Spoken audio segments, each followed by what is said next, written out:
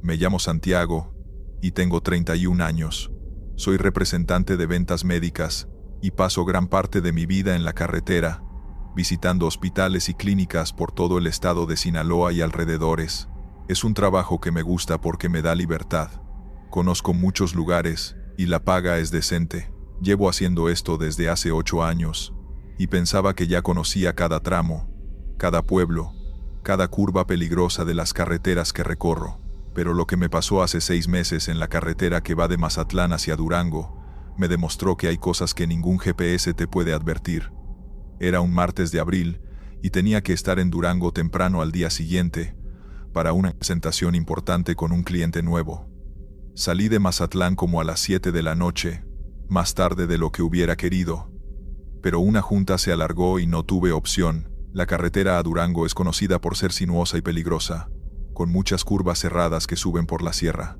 Normalmente prefiero hacerla de día, pero esa vez no me quedó alternativa. Las primeras 2 horas fueron tranquilas. Iba escuchando música, tomando mi café del termo, concentrado en la carretera. El tráfico era ligero, solo algunos tráileres y uno que otro auto particular.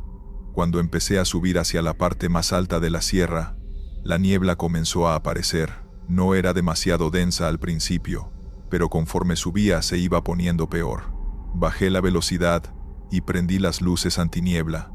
Llegué a una sección de la carretera que los lugareños llaman la Curva del Diablo. Es una curva muy cerrada en forma de herradura, donde han ocurrido muchos accidentes a lo largo de los años. Hay cruces y flores en el acotamiento, señales de las vidas que se han perdido ahí. Siempre paso por ahí con mucho cuidado, reduciendo la velocidad casi a paso de tortuga. Esa noche, justo cuando entraba a la curva, vi algo que me hizo pisar el freno instintivamente. Había una mujer parada en medio de la carretera. Estaba de espaldas a mí, completamente inmóvil, vestida con lo que parecía ser un vestido blanco largo. Mi primera reacción fue de pánico pensando que iba a atropellarla, pero logré detenerme a tiempo, a unos 5 metros de donde estaba ella. Me quedé ahí con el motor encendido, esperando a que se moviera o volteara. Toqué el claxon suavemente. Nada.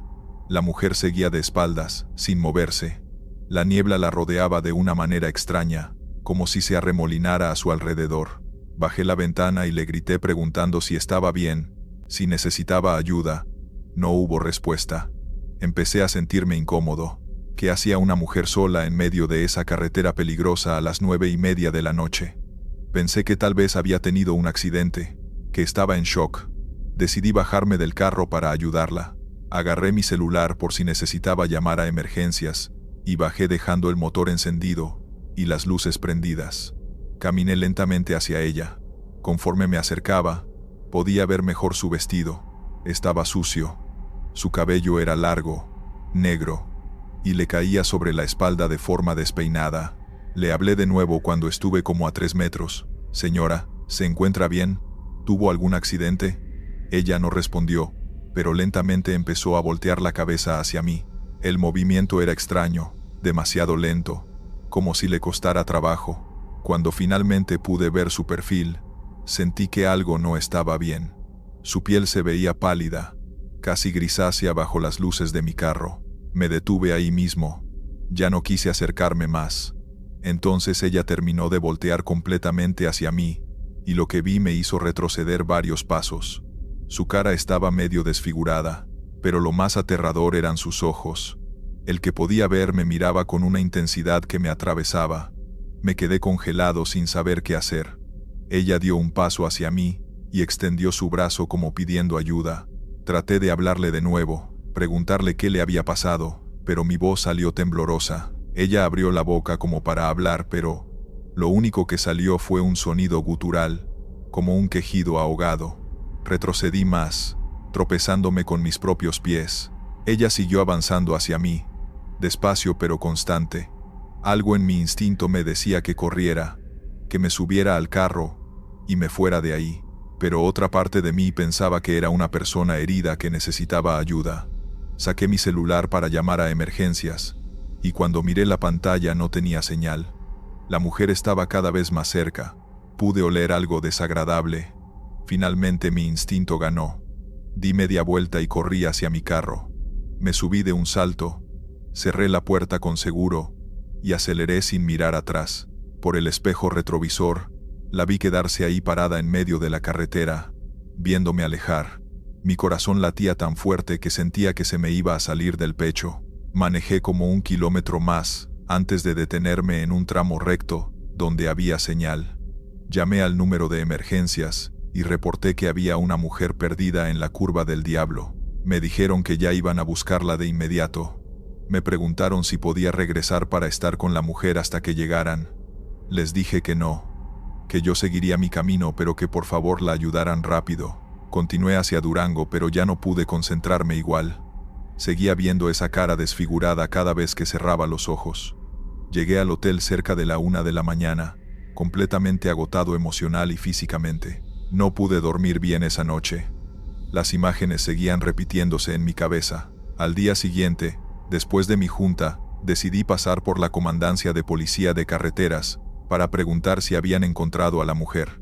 El oficial que me atendió revisó los reportes de la noche anterior y me dijo que no habían encontrado a nadie en la curva del Diablo.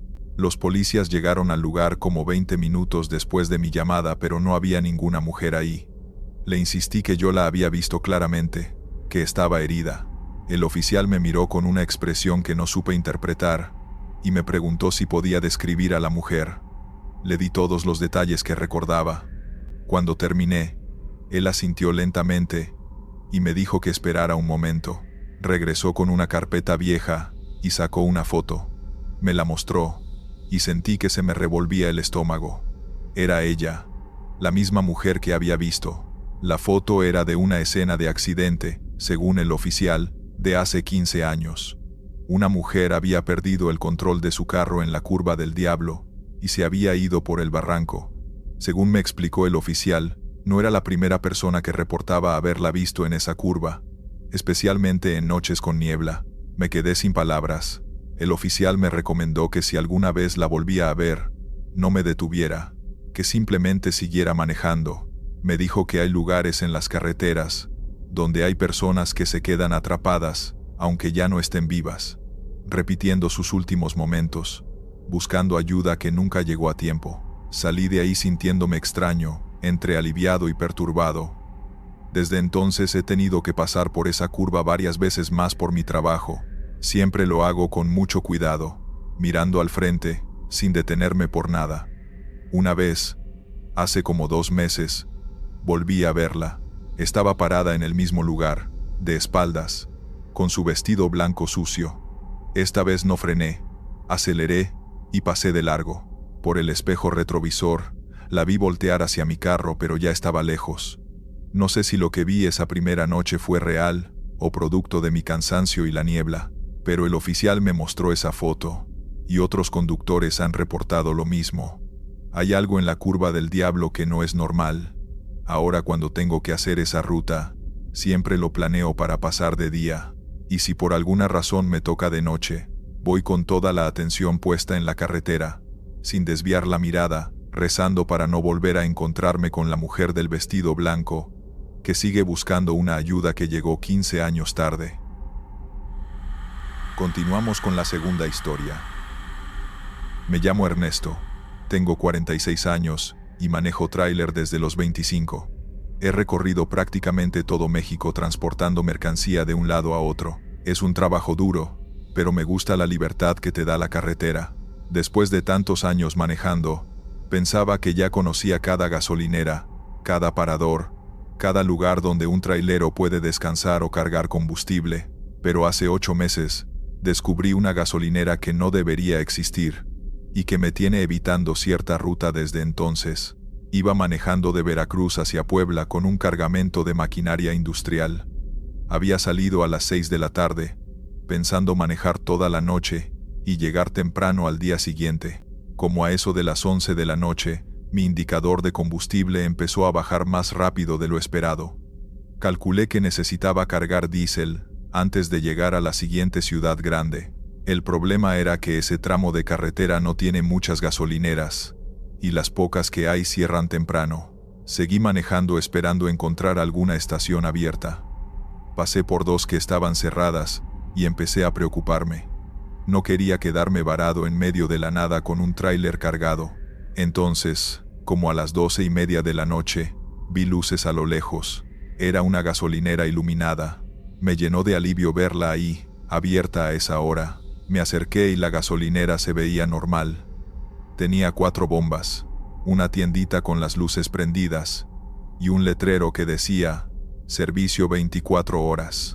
Lo raro era que no había ningún otro vehículo ahí. Normalmente en las gasolineras de carretera siempre hay al menos un par de tráileres o carros, especialmente las que están abiertas toda la noche. Pero esta estaba completamente vacía. Me estacioné junto a una de las bombas de diésel. Esperé a que saliera el despachador, pero nadie apareció. Toqué el claxon suavemente. Nada. Me bajé del tráiler y caminé hacia la tienda. Las puertas automáticas se abrieron y entré. El lugar estaba impecable. Todos los anaqueles llenos de productos, refrigeradores con bebidas, pero no había nadie atendiendo. Llamé en voz alta preguntando si había alguien. Silencio total. Salí de la tienda pensando que tal vez el empleado estaba en el baño o en la bodega. Esperé unos 5 minutos. Nadie salió. Volví a mi tráiler y entonces noté algo extraño. La bomba de diésel estaba funcionando sola. Los números del medidor estaban corriendo, marcando litros y pesos, pero la pistola seguía colgada en su lugar. Nadie la había agarrado. Me acerqué rápidamente y vi que el medidor marcaba ya 200 pesos. Detuve el conteo, presionando el botón de parar. Esto era muy raro. Las bombas no se activan solas. Alguien tiene que iniciarlas desde la caja registradora o desde la misma bomba. Decidí que necesitaba salir de ahí. Podía llegar a la siguiente gasolinera, aunque fuera en reserva. Pero cuando intenté subir a mi tráiler, escuché una voz detrás de mí. Son 200 pesos, jefe. Me giré, y había un hombre parado ahí. Era joven, como de 25 años, vestido con el uniforme típico de despachador. Tenía una sonrisa amable. Le pregunté de dónde había salido, que lo había estado buscando. Me dijo que había estado en la bodega acomodando mercancía. Le expliqué que la bomba se había activado sola y que no había cargado diésel. Él miró el medidor y me dijo que marcaba 200 pesos, así que eso debía pagar. Le insistí en que no había cargado nada, que la pistola nunca salió de su lugar. Él mantuvo su sonrisa, pero sus ojos se veían raros, como vidriosos. Me dijo de nuevo, son 200 pesos, jefe. Tiene que pagar por el servicio. Empecé a sentirme incómodo. Saqué mi cartera y le di un billete de 200 solo para poder irme de ahí. Él tomó el billete y lo guardó en su bolsillo. Me dio las gracias y me preguntó si necesitaba algo de la tienda. Le dije que no, que me tenía que ir. Él asintió y caminó hacia la tienda. Lo vi entrar y desaparecer entre los pasillos. Me subí rápidamente a mi tráiler y arranqué. Miré por el espejo retrovisor y vi al despachador parado en la entrada de la tienda, viéndome partir con esa misma sonrisa extraña. Manejé como 30 minutos hasta encontrar otra gasolinera, esta sí con varios vehículos estacionados y con actividad normal. Me detuve ahí y revisé mi tanque de diésel. Estaba exactamente igual que antes de parar en la gasolinera anterior. No había cargado ni un litro, pero había pagado 200 pesos por nada. Le conté al despachador de esta gasolinera sobre el lugar donde acababa de parar. Le describí la ubicación lo mejor que pude. Él negó con la cabeza y me dijo que no había ninguna gasolinera en ese tramo. La anterior estaba a más de 50 kilómetros de distancia. Le insistí que yo acababa de estar ahí, que había un despachador y todo. Me miró con una expresión seria y me preguntó si le había pagado algo. Le dije que sí, 200 pesos. Él suspiró y me dijo, ojalá sea solo dinero lo que le cobren. He escuchado de otros traileros que han parado en lugares así. Algunos pierden tiempo, otros pierden cosas más valiosas. Le pregunté a qué se refería, pero solo me dijo que tuviera cuidado en las carreteras, que no todo lo que brilla es oro. Cargué mi diésel en esa gasolinera normal y continué mi viaje. Durante el resto de la noche no pude dejar de pensar en lo que había pasado. Cuando llegué a Puebla al día siguiente, revisé mi cartera. El billete de 200 pesos que le había dado al despachador estaba ahí. No tenía sentido. Yo lo había sacado y se lo había dado, pero ahí estaba, en mi cartera, como si nunca lo hubiera usado. Una semana después, haciendo la misma ruta de regreso, busqué esa gasolinera en pleno día. Quería ver si realmente existía o si todo había sido producto de mi cansancio. Pasé por el área donde estaba seguro de haberla visto. No había nada, solo un terreno baldío con hierba crecida. Me detuve en el acotamiento y bajé a caminar por ese terreno. Encontré restos de lo que parecía ser una construcción vieja. Pedazos de concreto, varillas oxidadas, pero nada que se pareciera a una gasolinera reciente. Le tomé fotos al lugar, y cuando regresé a mi ciudad, se las mostré a otros traileros en el sitio donde paramos habitualmente.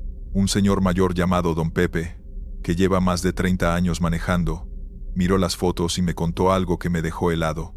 En ese lugar exacto había existido una gasolinera hace como 20 años. Fue cerrada después de que el dueño y su empleado tuvieran un problema con unos asaltantes. La gasolinera fue abandonada y eventualmente demolida. Don Pepe me dijo que varios conductores a lo largo de los años habían reportado ver esa gasolinera abierta de noche, siempre vacía, siempre con un solo despachador atendiendo. Los que paraban ahí terminaban pagando por servicios que nunca recibían. Algunos reportaban perder horas de tiempo sin darse cuenta. Otros decían que sus vehículos empezaban a tener problemas mecánicos inexplicables después de parar ahí. Me advirtió que si volvía a verla, no me detuviera bajo ninguna circunstancia. Que esa gasolinera seguía cobrando, seguía operando en algún plano que no entendemos, atrapando a conductores desprevenidos. Desde entonces he hecho esa ruta varias veces más, pero siempre me aseguro de cargar combustible antes de llegar a esa zona. Y cuando paso por ese terreno baldío de día, bajo la velocidad y miro, preguntándome si de noche volvería a ver esas luces, esa gasolinera que no debería estar ahí. No he vuelto a pasar por ahí de noche. Prefiero desviarme, tomar rutas más largas, cualquier cosa con tal de no arriesgarme a encontrarme otra vez con ese lugar. Porque aunque solo perdí 200 pesos que misteriosamente regresaron a mi cartera, siento que perdí algo más esa noche. Tal vez fue tiempo, tal vez fue algo que no puedo identificar. Solo sé que las gasolineras que están abiertas cuando todas las demás están cerradas, en lugares donde no deberían existir, no son lugares donde un conductor debería detenerse. Vamos con la tercera historia. Mi nombre es Patricia y trabajo como enfermera en el Hospital General de León, Guanajuato. Tengo turnos rotativos, que a veces me obligan a manejar de madrugada entre mi casa en Silao y el hospital. Llevo haciendo este recorrido durante 6 años, y nunca había tenido ningún problema hasta lo que me pasó en enero de este año. Esa noche aprendí que hay vehículos en las carreteras que no deberían estar ahí, que transportan cosas que es mejor no saber. Todo comenzó un domingo a las 4 de la mañana. Había terminado mi turno de noche en el hospital, y estaba agotada. Había sido una guardia particularmente pesada con varias emergencias, y solo quería llegar a mi casa, darme un baño caliente y dormir. Subí a mi carro, un Chevy rojo que ya tiene sus años pero que siempre me ha sido fiel, y emprendí el camino de regreso.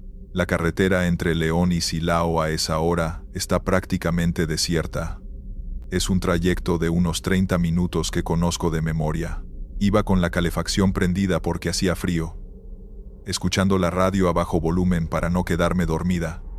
Los primeros 15 minutos fueron normales, solo mi carro y la oscuridad de la madrugada. Entonces vi las luces de un autobús adelante de mí. Era un autobús de pasajeros, de esos que hacen rutas foráneas. Iba despacio, como a 60 kilómetros por hora. Me acerqué para rebasarlo, pero algo me llamó la atención. Las ventanas del autobús estaban completamente oscuras por dentro, como si no hubiera luces prendidas. Y no solo eso, había algo raro en cómo se movía. El autobús se tambaleaba ligeramente de lado a lado, como si el conductor tuviera problemas para mantenerlo en el carril. Pensé que tal vez el conductor estaba cansado, o tenía algún problema mecánico. Decidí mantener mi distancia en lugar de rebasarlo. No quería estar cerca si algo salía mal. Seguí detrás del autobús durante varios kilómetros. Conforme pasaba el tiempo, empecé a notar más cosas extrañas. El autobús no tenía placas. Donde debería estar la placa trasera solo había un espacio vacío. Tampoco tenía ningún logo o nombre de compañía. Solo era un autobús blanco completamente anónimo. Intenté ver si había pasajeros adentro, pero las ventanas seguían completamente negras. Era como si hubieran cubierto todos los vidrios desde el interior. Empecé a sentirme incómoda. Decidí acelerar y rebasar ese autobús de una vez por todas. Me cambié al carril izquierdo y aceleré, pero cuando estaba a punto de ponerme a la par del autobús, este también aceleró manteniendo exactamente la misma velocidad que yo. Aceleré más. El autobús aceleró igual. Era absurdo. Parecía como si me estuviera midiendo el paso intencionalmente. Reduje la velocidad para dejar que se adelantara. El autobús también redujo la velocidad quedándose justo adelante de mí. Esto continuó por varios minutos. Cada vez que intentaba rebasar, el autobús se movía para impedírmelo. Ya no era coincidencia. Era deliberado. El miedo empezó a apoderarse de mí. Agarré mi celular para marcarle a mi esposo, pero no tenía señal. Miré el GPS de mi carro y mostraba que estaba en medio de la nada, aunque sabía perfectamente que debería estar cerca de Silao. La carretera se veía diferente. Las luces de los postes parecían más tenues, más viejas. No reconocía los alrededores. El autobús de repente se detuvo en medio de la carretera sin ninguna razón. Frené bruscamente para no estrellarme. Me quedé ahí, a unos 5 metros de distancia, con mi motor encendido, esperando a ver qué pasaba. Las luces de reversa del autobús se prendieron. Estaba retrocediendo hacia mí. Metí reversa inmediatamente y empecé a retroceder también, manteniendo la distancia. Mi corazón latía tan rápido que sentía que me iba a dar un infarto. El autobús seguía retrocediendo, acercándose. Miré por el espejo retrovisor buscando un lugar donde dar vuelta, pero solo había carretera recta. Di marcha atrás durante lo que me pareció una eternidad hasta que finalmente vi una entrada a un camino de terracería a mi derecha. Me metí por ahí de reversa, giré mi carro para quedar de frente y me salí de la carretera principal. Apagué mis luces y me quedé ahí escondida entre unos árboles, observando. El autobús se detuvo justo donde yo había estado. Se quedó ahí parado por un momento.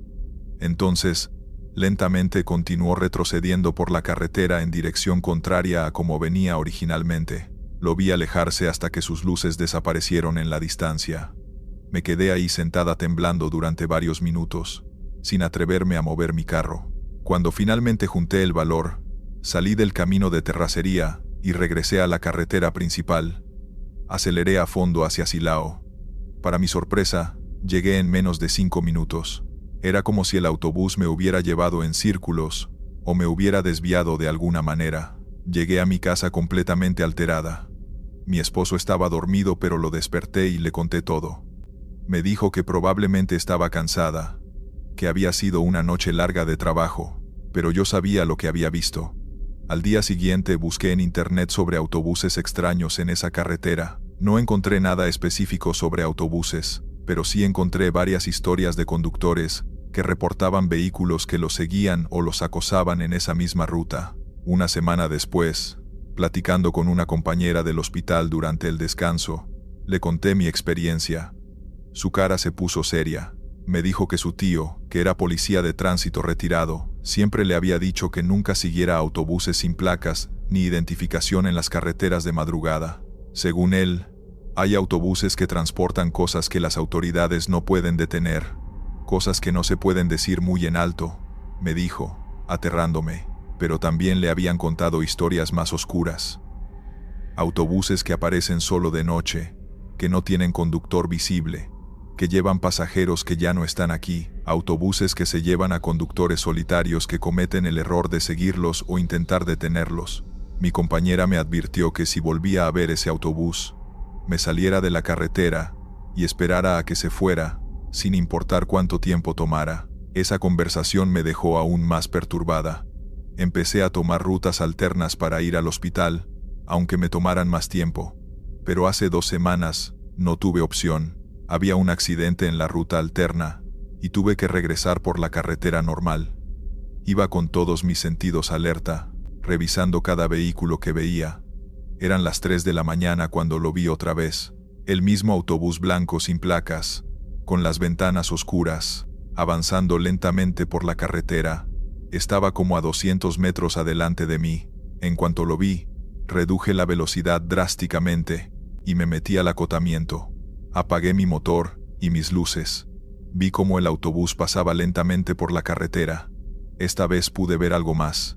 En la ventana trasera, donde normalmente está el vidrio de emergencia, había una luz roja muy tenue, como de una veladora, y por un segundo, solo un segundo, vi una silueta de alguien parado ahí, mirando hacia afuera. El autobús continuó su camino y desapareció en la oscuridad. Esperé 15 minutos completos antes de volver a encender mi carro y continuar. Llegué a mi casa sana y salva, pero esa imagen de la silueta en la ventana trasera no se me quita de la cabeza. No sé qué era ese autobús ni a dónde iba, pero estoy segura de que no era algo de este mundo. Desde entonces, he estado considerando seriamente cambiar de turno o incluso buscar trabajo en otro hospital más cerca de mi casa. Mi esposo dice que estoy exagerando, que fue solo un autobús normal y que mi imaginación está jugándome malas pasadas. Pero yo sé lo que vi. Sé que ese autobús me estaba siguiendo esa primera noche, que intentaba hacer algo conmigo. Y sé que si no me hubiera metido por ese camino de terracería, tal vez no estaría aquí contando esta historia. Las carreteras de México están llenas de peligros. Eso todos lo sabemos. Asaltantes, accidentes, conductores borrachos. Pero hay otros peligros de los que nadie habla. Vehículos que no deberían existir, que transportan cosas que es mejor no cuestionar. Y si algún día ves un autobús blanco sin placas en la madrugada, con las ventanas completamente oscuras, te recomiendo que hagas lo que yo. Sal de la carretera y déjalo pasar, porque lo que ese autobús está transportando, créeme, no quieres saberlo. Historia 4. Soy vendedor de refacciones automotrices y mi nombre es Daniel. Tengo mi propia ruta que cubre varios pueblos pequeños entre Zacatecas y Aguascalientes. Es un trabajo tranquilo que me permite conocer muchos lugares y tratar con gente amable. Llevo 10 años haciendo esto y pensaba que ya conocía cada pueblo, cada rancho y cada camino de la zona. Hasta que hace 4 meses me encontré con un lugar que según todos los mapas y todas las personas que he preguntado, simplemente no existe. Era un miércoles por la tarde, como a eso de las 5. Venía regresando de entregar un pedido en un taller mecánico de un pueblo llamado San José. Decidí tomar un atajo que me habían recomendado para ahorrarme como 20 minutos. Era una carretera estatal en buen estado, pavimentada y con señalización clara. Iba escuchando música regional, disfrutando del paisaje cuando vi un letrero que decía Santa Rita, 5 kilómetros. Me extrañó porque no recordaba haber visto ese pueblo en mis mapas. Pensé que tal vez era un asentamiento nuevo, o que simplemente nunca había prestado atención. Como me sobraba tiempo, y siempre estoy buscando nuevos clientes, decidí desviarme para conocer el lugar. Tal vez había un taller o negocio que pudiera estar interesado en mis productos. Tomé la desviación, y el camino me llevó por una carretera más angosta pero bien mantenida. Después de unos 5 kilómetros, tal como decía el letrero, llegué al pueblo. Era un lugar pequeño pero bonito. Tenía su plaza principal con una iglesia, algunas tiendas, casas bien cuidadas con fachadas de colores pastel. Lo que más me llamó la atención fue lo limpio y ordenado que se veía todo. No había basura en las calles. Las banquetas estaban impecables, las plantas en los jardines perfectamente podadas. Me estacioné en la plaza principal. Había algunas personas caminando, principalmente señores mayores y algunas señoras con bolsas del mandado. Todo parecía normal. Me bajé de mi camioneta y me acerqué a un señor que estaba sentado en una banca. Le di los buenos días y le pregunté si en el pueblo había algún taller mecánico o refaccionaria. Me miró con una sonrisa amable y me dijo que no, que para eso tenían que ir al pueblo vecino. Platicamos un rato sobre el clima y cosas generales. El señor era muy educado y me contó que Santa Rita era un pueblo tranquilo donde no pasaba mucho. Le pregunté cuántos habitantes tenían y me dijo que como 250. Le comenté que era raro que no apareciera en mis mapas siendo un pueblo tan bonito. Él solo sonrió y dijo que así era mejor, que el pueblo se mantenía tranquilo porque no llegaban muchos visitantes. Decidí caminar un poco por el pueblo antes de irme. Entré a una tiendita que estaba frente a la plaza. Adentro había productos normales, refrescos, pan, dulces. La señora que atendía era muy amable. Le compré una coca y unas galletas. Cuando saqué mi celular para pagar con transferencia, me di cuenta de que no tenía señal. Le pregunté a la señora si era normal, y me dijo que sí, que en el pueblo no llegaba bien la señal de celular. Pagué en efectivo, y salí de la tienda. Algo en el ambiente empezó a sentirse extraño. Las personas que había visto caminando antes ya no estaban. La plaza estaba vacía. Miré mi reloj, y eran las 6 de la tarde. Tal vez todos se habían ido a sus casas a cenar. Caminé de regreso a mi camioneta, pero entonces noté algo que me puso la piel de gallina. Mi camioneta ya no estaba donde la había dejado. O mejor dicho, estaba en el mismo lugar, pero todo alrededor se veía diferente. La plaza parecía más vieja.